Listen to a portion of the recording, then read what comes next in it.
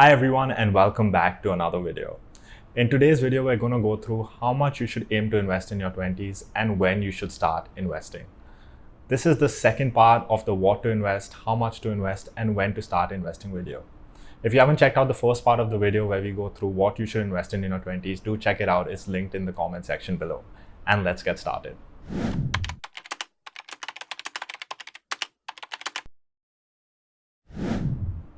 When it comes to how much you should invest in your 20s, there's no fixed number. If you earn $1 million a month, the answer is going to be different. If you earn $10 a month, the answer is going to be different. What I can do is provide you a framework that you can follow to decide how much money you should invest every month. Before we talk about how much money you invest every month, we first need to talk about how much money you should save. And I think this is really important because some people's definition about what savings are and what savings actually are slightly different. And I'll touch upon that further on in this video. So how much money should you save? I generally follow the 50-30-20 budget rule. The 50-30-20 rule was popularized by Elizabeth Warren and her daughter in this book called All Your Worth. And it simplifies budgeting by splitting your after-tax income into three categories: needs, wants, and savings. Let's go through each of these categories. The rule says that we should spend 50% of our after-tax income on needs or essential expenditure. This is basically expenses we can't live without. For example, rent, utilities, minimum loan repayment, basic groceries, or insurance. The rule says that we should spend 30% of our after-tax income on needs or discretionary spending. This is basically stuff that we don't really need to spend money on, but we enjoy it, so we spend money on it anyway. This is non-essential expenditure, such as going on a holiday or going for drinks or dinner with friends or family, or subscriptions such as Netflix or Amazon or HBO Max.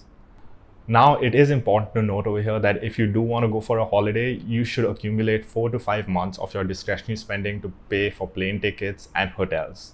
But this isn't savings because you're planning to spend it in the short or medium term. The remaining 20% of your after-tax income should be saved, saving for retirement or saving for emergencies.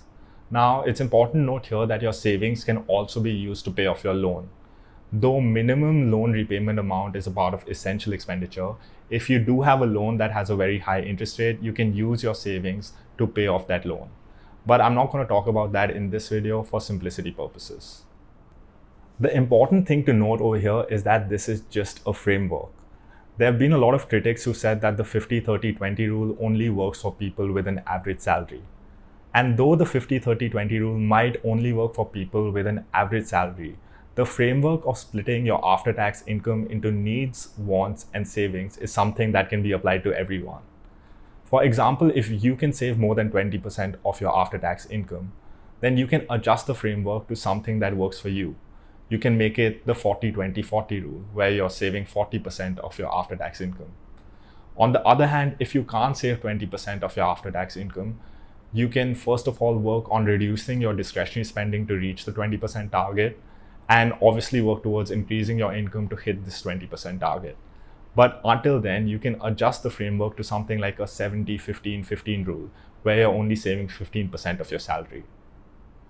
The important thing is that you use a framework and you stick consistently to that framework so you know how much money you can save and invest every month. Well, now that you've decided how much money you're going to save every month, what do we do with our savings?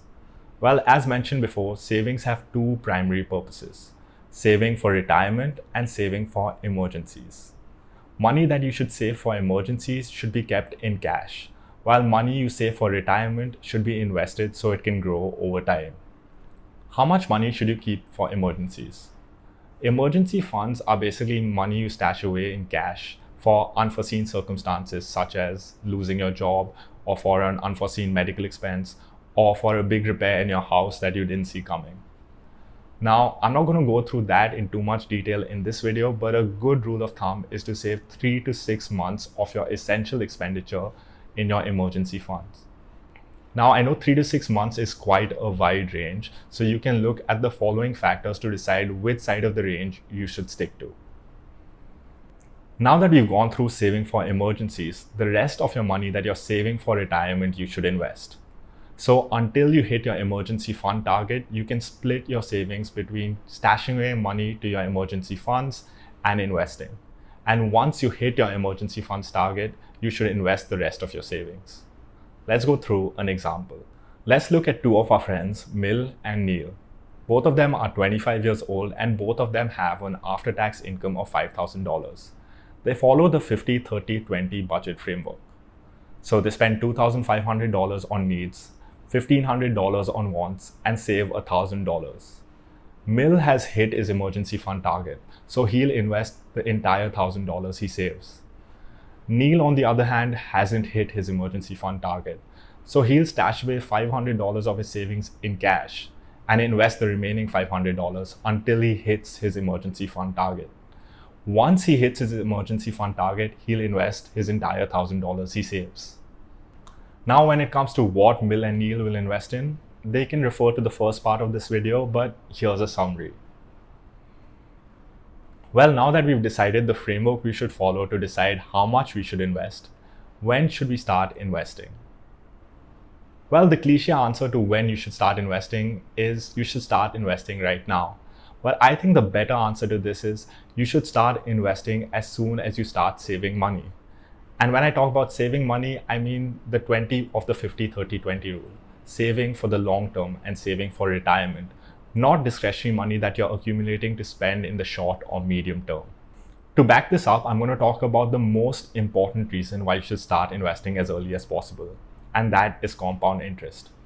Now, I have done a video before where I talk about the importance of long-term investing and compound interest. So if you do want to check that out, it's linked in the comment section below. Compound interest is a concept in investing where the money your investments makes you more money. What that means is that your money will grow exponentially the longer you invest for and the earlier you start investing. Money invested for 35 years does much better than money invested for 30 years, which does much better than money invested for 25 years. But don't take my word for it. Let's go back to Mil and Neil and see how they did. Say Mil forgot to invest $1,000 when he was 25 years old and invested the $1,000 when he was 35 years old instead. He got an 8% return every year, and by the time he retired when he was 60, he ended up with $6,300. Neil, on the other hand, stuck to the plan and invested his first $1,000 when he was 25 years old. He got the same 8% return, and by the time he retired when he was 60, he would end up with $13,700. In fact, even if Mil regretted his mistake and invested $2,000 when he was 35 instead of the $1,000 he would have invested when he was 25, he'd still only end up with $12,700 when he was 60 years old.